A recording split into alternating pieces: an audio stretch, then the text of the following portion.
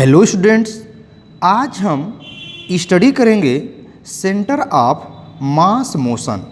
जैसा कि इसके पहले के वीडियो में हम लोगों ने स्टडी किया था सेंटर ऑफ मास, फिर हमने स्टडी किया centre of mass for two particle system, again centre of mass for n particle system and velocity centre of mass and conservation of linear momentum. ये हम लोगों ने स्टडी कर लिया है पहले के वीडियो में। तो नेक्स्ट स्टार्ट करते हैं सेंटर ऑफ मास मोशन। तो जैसा हम जानते हैं, हमने कंसीडर कर लिया कोई हमारे पास सिस्टम ऑफ पार्टिकल्स है। जैसे हम यहाँ पर ले लें, कोई एक हमारे पास ऑब्जेक्ट है, ठीक ना, जिसका मास हम कैपिटल एम ले लेते हैं। इसमें नंबर ऑफ पार्टिकल्स हैं, जैसे m1 है, m2 है, m3 है, m4 है, mn है, ठीक ना। नंबर ऑफ पार्टिकल्स हमने ले लिया, ठीक। और इनके ओरिजिन से हमारे पास, जैसे कि हम यहाँ लें, अगर हमारे पास ये ओरिजिन से पोजीशन वेक्टर r1 हो गया, ठीक, इसका पोजीशन वेक्टर r2 हो गया, इसका पोजीशन वेक्टर r3 हो गया, इसका पोजीशन वेक्टर r4 हो गया, ठीक ना। ऐसे हम कंसिडर कर लेंगे तो ये हमारे पास क्या है, ये ओरिजिन से हमको यहाँ पर मिल गया, ठीक ना। x एक्सिस हो गया, y एक्सिस मिल गया, ठीक। अब क्या करना है, हमको इसको स्टडी करना है। तो जैसा देखें, हमने कंसिडर कर लिया कि देयर आर n पार्टिकल्स, यानी हमारे पास क्या है, m1, m2, m3 यानी mn है इस सिस्टम ऑफ पार्टिकल्स में जो ऑब्जेक्ट है, ठीक ना। और इनके रिस्पेक्टिव पोजीशन वेक्टर जो हमारे पास हैं वो क्या हैं, तो वो हैं r1, r2, r3 dash dash rn from the origin O से हमने लेना, ठीक ना। अब ये कंसिडर कर लिया जाए, इस पर हम क्या करें, कोई एक्सटर्नल फोर्स अप्लाई करें। क्या करें, एक्सटर्नल फोर्स अप्लाई करें, जिसका मैग्नीट्यूड क्या हो जाए, F1, ठीक ना, F2, F3 dash dash Fn, ठीक ना। हमने क्या किया, इस पर एक्सटर्नल फोर्स अप्लाई किया, ठीक ना। अब क्या होगा, अब इस अगर कोई ऑब्जेक्ट है, इसके मासेज हैं, पोजीशन वेक्टर हैं, ये फोर्स अप्लाई किया गया, तो उसमें कोई मोशन तो होगा ही है, ठीक ना। बट वो मोशन जैसा होगा हमने एक्सप्लेन कर चुका है कि सेंटर ऑफ मास से अकॉर्डिंग हुआ, ठीक। अब इसका पोजीशन सेंटर ऑफ मास क्या मिल जाएगा, तो position centre of mass RCM की वैल्यू क्या होगी जरा देखें। तो ये मिल जाएगा m1 r1 plus m2 r2 plus dash dash ले लेते हैं mn rn मिलेगा, अपान क्या मिलेगा, तो अपान मिल जाएगा m1 plus m2 plus dash dash लेंगे क्या, mn आ जाएगा, ठीक।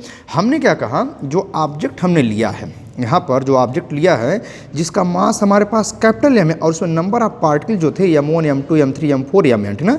तो ओवरऑल जो हमारे पास पार्टिकल है यह m1, m2, m3 सभी का सम करेंगे तो किससे इक्वल आएगा, m के इक्वल आएगा। तो यहाँ पर भी हम क्या करने वाले हैं, वही केस अप्लाई करने वाले हैं। यहाँ पर भी क्या कर दें, हम यहाँ सभी को कैपिटल M लिख सकते हैं इसके प्लेस पर।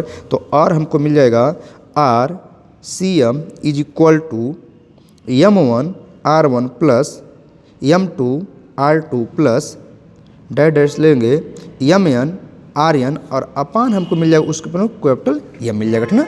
और इसको हम समेशन के फॉर्म में लिखना चाहें तो भी लिख सकते हैं, क्या, RCM इक्वल टू मिल जाएगा 1 upon m summation of i equal to 1 to n, ठीक ना। और यहाँ क्या आ जाएगा, MI/RI, ठीक। तो हमारे पास ये दोनों क्वेश्चन मिल जाएंगे सेंटर ऑफ मास के लिए, ठीक ना। अब क्या करना है, इसके बाद हमको वेलोसिटी सेंटर ऑफ मास चाहिए। तो फिर क्या करना पड़ेगा, इस पोजीशन सेंटर ऑफ मास के जो इक्वेशंस मिला है इसको हम क्या कर दें, टाइम के रिस्पेक्ट में डिफ्रेंशिएट कर दें, ठीक ना। इस सब इक्वेशंस को हम डिफ्रेंशिएट करने जा रहे हैं, ठीक ना। हम इसे इक्वेशन 1 मान लेते हैं, ठीक ना। इस इक्वेशन की हमें आवश्यकता है तो 1 मान लेते हैं। तो क्या हो जाएगा, differentiating equation 1 with respect to time t we get क्या मिलेगा, आप जरा देखें। तो ये मिल जाएगा dRCM अपान dt मिलेगा इज इक्वल टू, यहाँ पर क्या मिलेगा, तो d अपान dt और यहाँ पर मिल जाएगा 1 अपान m और ये मिल जाएगा m1 r1 plus m2 r2 plus dash dash लेंगे तो mn rn मिल जाएगा, ठीक। अब इसके बाद से क्या करें, अब इसके बाद से हम क्या करें, इसको जरा सॉल्व करें। हमारे पास 1 अपान m जो कैपिटल M दिख रहा है ये तो डिफ्रेंशिएट नहीं होगा। अब ये डिफ्रेंशिएट नहीं होगा तो फिर क्या करना पड़ेगा, ये अगर डिफ्रेंशिएट नहीं होगा तो हम क्या करें, उसको बाहर कर दें, ठीक ना। तो वो अब जरा देखते हैं फिर क्या मिलता है इसके बाद से। तो ये मिल जाएगा R dRCM upon d t is equal to 1/m, और ये मिल जाएगा d/dt। और यहाँ पर हमको क्या मिल जाएगा, अब यहाँ पर हमने कैपिटल M को बाहर कर दिया है। अब यहाँ पर बाहर जो हमको मिलेगा वो क्या मिल जाएगा, यहाँ पर एक और बिग बनाते हैं, m1 dr1/dt plus m2 dr2/dt plus dash लेंगे, फिर क्या मिलेगा, mn drn/dt मिलेगा। ठीक, अब आगे जरा देखें, अभी DRCM यानी डी पोजीशन वेक्टर है, तो rate of change of position vector को हम वेलोसिटी वेक्टर के नाम से जानते हैं। तो यहाँ पर मिल जाएगा हमको क्या, यहाँ पर मिल जाएगा हमको RVCM is equal to 1/m, ये बाहर आ गया।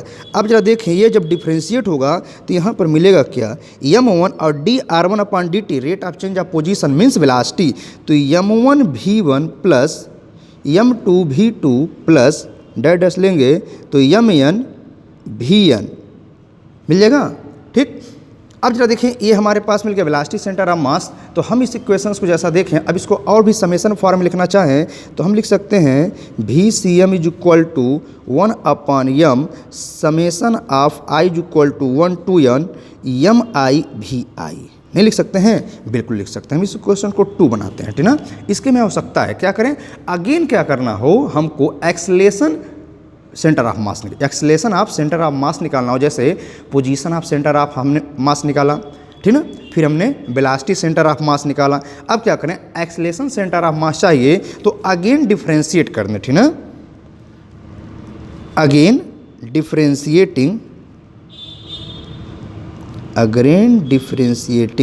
डिफरेंशिएट करेंगे अब इस इक्वेशन को, तो मिल जाएगा d/dt, और यहाँ पर क्या मिल जाएगा, VCM मिलेगा इज इक्वल टू d/dt, और यहाँ पर मिल जाएगा 1/m। ये वाले क्वेश्चंस देख रहे हैं हम लोग, ठीक ना। तो ये क्या मिलेगा, अब हमको m1 v1 plus m2 v2 plus mn vn, ठीक ना।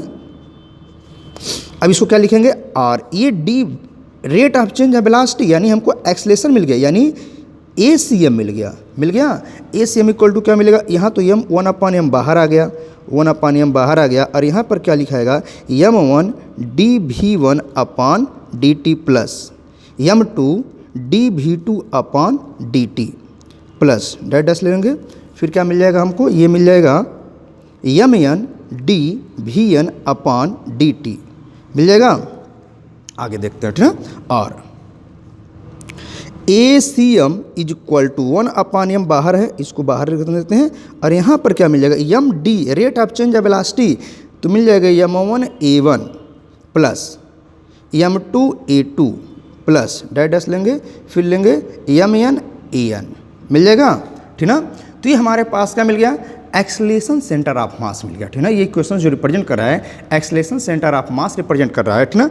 और इस इक्वेशन को और सिंप्लीफाई करें तो चाहे तो इस इक्वेशन को हम लोग क्वेश्चन नेम दे सकते हैं 3, और सिंप्लीफाई करेंगे तो हम चाहें तो इसे लिख सकते हैं ACM is equal to 1/m summation of i is equal to 1 to n miai लिख सकते हैं। और इसको चाहें तो एक इक्वेशन और बनाते हैं, क्या, इसे हम करेंगे इक्वेशन 1 से फ्रॉम इक्वेशन 3, और MACM इज इक्वल टू क्या मिलेगा, तो m1 a1 plus m2 a2 plus क्या मिलेगा, mn an मिल जाएगा।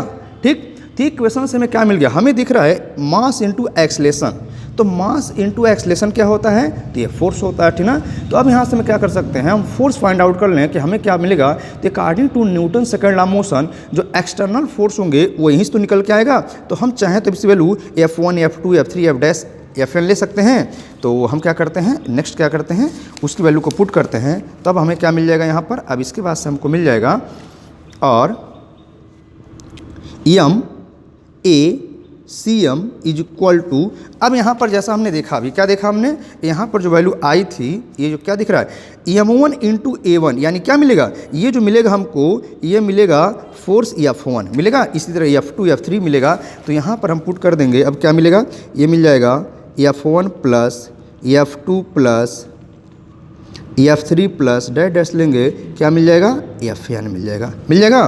अब ये जो फोर्सेज हमारे पास हैं, कौन से फोर्सेज हैं? एक्सटर्नल फोर्सेज तो हैं। तो हम यहाँ पर चाहें तो लिख सकते हैं or M A C M is equal to F external. ये कौन से फोर्स थे? एक्सटर्नल फोर्स ही तो थे। तो हमने यहाँ देखा कि जो एफ एक्सटर्नल मिलेगा, एक्सटर्नल फोर्स मिलेगा, उसकी वैल्यू को हमने फाइंड आउट कर लिया, ठीक ना।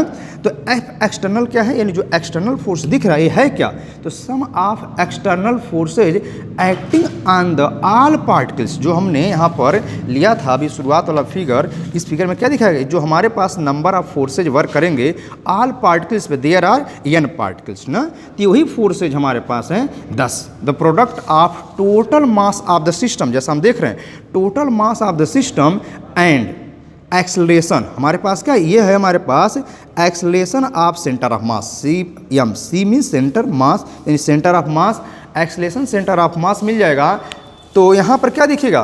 तो यहाँ पर हमारे पास मिला the product of total mass and acceleration centre of mass is equal to the external forces. जो एक्सटर्नल फोर्सेज होंगे वो किसके इक्वल मिलेंगे? तो product of total mass of the system and acceleration of centre of mass उसके equal मिल जाएगा, ठीक ना। तो जैसा हमने यहाँ पर देखा, ये हमने वैल्यू कैलकुलेट कर लिया, ठीक ना। यानी जो हम क्या देख रहे हैं, एक्सटर्नल फोर्सेज क्या हैं? Sum of all the external forces acting on the different particles.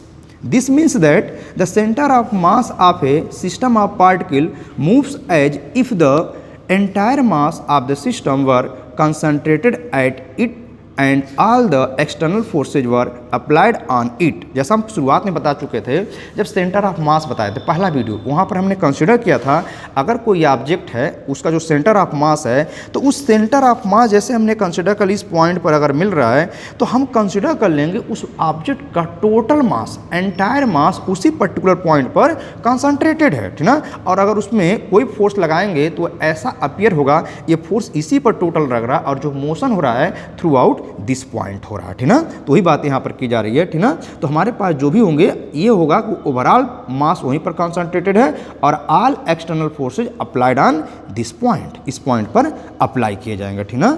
तो this result hold whether the centre is a rigid body with particle in a fixed position और a collection of particles with internal motions. यानी यहाँ पर दोनों case में हो सकता है, हमारे पास क्या कोई फिक्स्ड ऑब्जेक्ट हो या कलेक्शन ऑफ इंटरनल पार्टिकल, जैसे ये ऑब्जेक्ट अगर मोशन भी अंदर कर रहा हो, जैसे कोई एक बॉल ले लें हम, ठीक ना, उसके अंदर कोई ऑब्जेक्ट भर दें, मान लीजिए हम कोई प्लास्टिक का बॉल लें और उसके अंदर क्या कर दें, जैसे हमने क्या किया, एक प्लास्टिक का बॉल लिया, इसके अंदर छोटे छोटे पार्टिकल भर दिया, अब इसको मोशन करा रहे हैं, तो वहाँ पर जो मोशंस होंगे वो क्या कर रहे होंगे, मूव कर रहे होंगे। जैसे एक फुटबॉल ले लें, उसके अंदर एयर तो है, अब फुटबॉल जब मूव करता है तो फुटबॉल तो मोशन कर ही रहा है, उसके अंदर जो एयर पार्टिकल हैं उन भी मूव कर रहे हैं, यानी वो हमारे पास क्या कहला जाते हैं, तो वो है इंटरनल मोशन कहलाएगा, जो बॉल्स के अंदर, फुटबॉल के अंदर जो हमारे पास पार्टिकल होंगे, ठीक ना।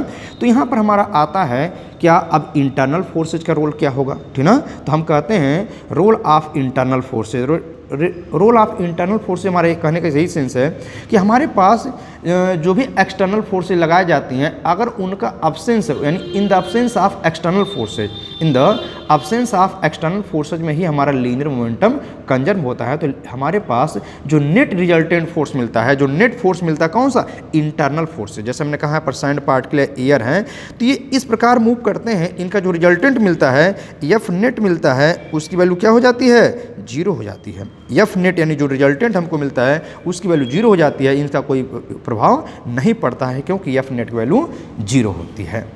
Thank you.